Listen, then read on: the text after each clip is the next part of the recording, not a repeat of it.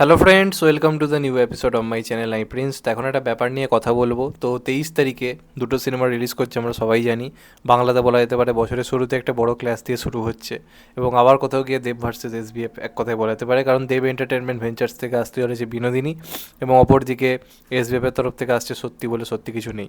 এবার এই দুটো ক্লাস কীরকম কী হবে সেটা তো আমরা সময় এলে আরও বুঝতে পারবো। আপাতত যদি বিনোদিনী নিয়ে আমি কথা বলি, তাহলে বিনোদিনীর ওভারঅল এখনও পর্যন্ত যা যা এসছে আমার তো ব্যক্তিগতভাবে দারুণ লেগেছে।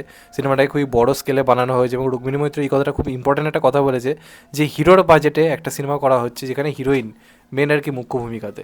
তো এটা কিন্তু একটা দেবের বলা যেতে পারে বড় একটা অ্যাপ্রোচ, যে বাংলাতে একটা নারীকেন্দ্রিক সিনেমাতে একটা হিরোর সিনেমায় যে বাজেট হয় সেই টাকা সে দিতে রাজি হয়েছে, এবং যে কারণে সিনেমার যে ভিজুয়ালসগুলো দেখতে কিন্তু সত্যি কথা বিশ্বাসযোগ্য লাগছে, এবং এই টাইমটাকে দারুণভাবে ফুটিয়ে তুলেছে।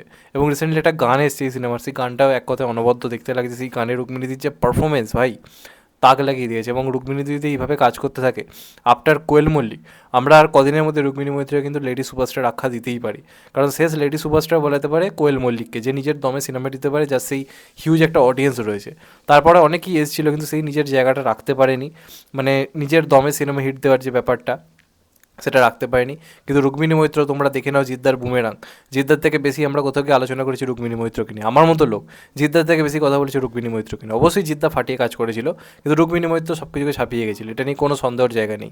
এমনকি তারপরে যে টেক্কা এলো, দেবদার রয়েছে, তার সঙ্গে রয়েছে টোটাদা, তার সঙ্গে স্বস্তিকাদি, তাদেরকে ছাপিয়ে গিয়ে আলোচনা কোথাও গিয়ে রুক্মিণী মৈত্রকে নিয়ে আলাদা করে হলো। তো নিজের পারফরমেন্স কিন্তু সেই জায়গাতে নিয়ে গেছে, এবং আজকে কোথাও গিয়ে বিনোদিনী, যেটা বলা হচ্ছে তার কেরিয়ারের বলতে পারে মোস্ট অ্যান্টিসিপেটেড মুভি।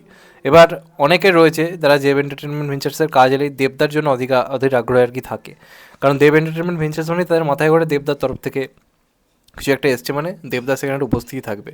এবার এর আগে যখন হবুচন্দ্র রাজা গোপীচন্দ্র মন্ত্রী এসেছিল, তখন অনেকে এই ধরনের কথাবার্তা বলছিল যে দেবদার ক্যামিও থাকলে কেমন হয়, যদিও শেষ পর্যন্ত ক্যামিও দেখা যায়নি। তবে দেবদা কিন্তু ক্যামিও করে, ক্যামিও যে একদম করে না তা নয়, বেশ কিছু সিনেমা আমরা মাঝে মধ্যে ক্যামিও করতে দেখেছি। তো বিনোদিনী থেকেই দেবদার কোনো ক্যামিও করার জায়গা রয়েছে সেটা নিয়ে এখানে কথা বলবো। তো দেখো, প্রথম কথা, এখানে তারা ট্রেলার বলি বা টিজার বলি সবেতে কিন্তু একটা কথা বারবার যোগ করছে, যে তারা একটা হিস্টোরিক্যাল, মানে কী বলবো, সিনেম্যাটিক ইউনিভার্স গড়ে তোলার চেষ্টা করছে। মানে তাদের যেই সিনেমাগুলো পরপর দেব এন্টারটেনমেন্ট ভেঞ্চার্স থেকে যেগুলো আসছে, সেটা বাঘা যতীন হোক বা বিনোদিনী দাস, এগুলো তো মূলত হিস্টোরিক্যাল মুভি, এগুলোর সঙ্গে ইতিহাসের কানেকশন রয়েছে আমরা সবাই জানি। এবং তারা এই কথাটা বারবার উল্লেখ করছে পোস্টার থেকে শুরু করে সব জায়গায়, হিস্টোরিক্যাল সিনেম্যাটিক ইউনিভার্স, মানে HCU, হিস্টোরিক্যাল সিনেম্যাটিক ইউনিভার্স, এইভাবে কিন্তু ব্যাখ্যা করেছে, এবং বাংলাতে এরকম একটা ইউনিভার্স ক্রিয়েট করার চেষ্টা করা হচ্ছে। এবার তোমরা বাঘা যতীনের জন্মসাল থেকে মৃত্যু বয়স অবধি দেখে নাও, বা বিনোদিনী দাসেরও তোমরা টাইমলাইনটা দেখে নাও, কোথাও গিয়ে কিন্তু তারা একই টাইমের, হ্যাঁ তার থেকে বয়সে বিনোদিনী দাসী অবশ্যই বড় ছিল বাঘাযতীনের থেকে। বিনোদিনী দাসীর জন্ম হয়েছিল 1863 সালে সামথিং, 62 অথবা 63 হবে, আমি যেটুকু আমার মনে পড়ছে সেটা বললাম। আর বাঘাযতীনের জন্ম হয়েছিল 1879 সালে, যদিও বাঘাযতীন খুব তাড়াতাড়ি আমাদেরকে ছেড়ে চলে যান। 1915 সালে ওনার মৃত্যু হয়, মাত্র 36 বছর বয়সে উনি বুড়িবালামের যুদ্ধে উনি মারা যান, এবং বিনোদিনী দাসী তারও অনেক বেশি বয়স তিনি বেঁচেছিলেন।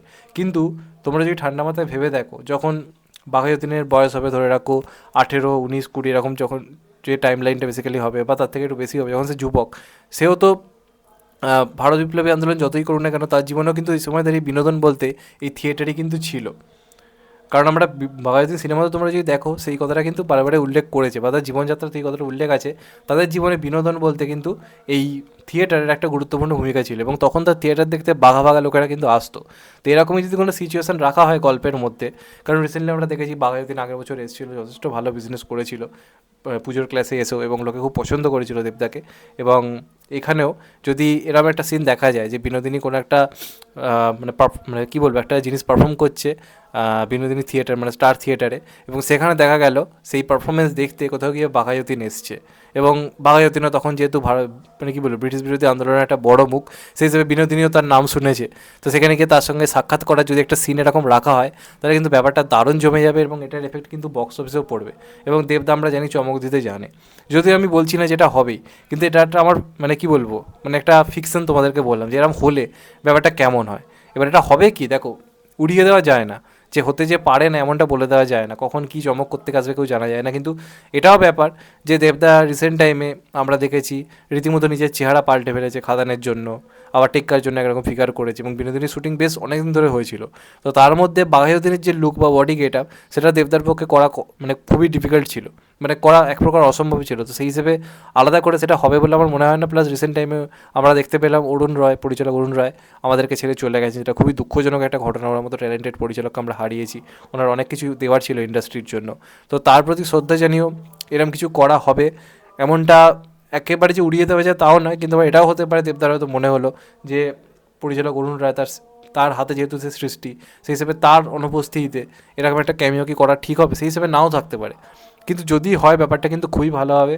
এবং আমার মনে হয় যেহেতু এটাকে হিস্টোরিক্যাল ইউনিভার্স হিসেবে ক্রিয়েট করা হচ্ছে, এরকম যদি কিছু হালকা হালকা ক্রসওভার রাখা হয়, কারণ এরাও তো মানে কী বলবো বাস্তবের মানে কী বলবো লার্জার দ্যান লাইফ চরিত্র, এরা বাস্তবের হিরো। তো সেই হিসেবে তাদেরকে নিয়ে যখন করা হচ্ছে, সেই একই টাইম লাইনের ওপর যখন সেই জিনিসপত্রগুলো দেখানো হচ্ছে, সেই হিসেবে কিন্তু ব্যাপারটা করা যেতেই পারে। এবার দেখা যাক শেষ পর্যন্ত কী হয়।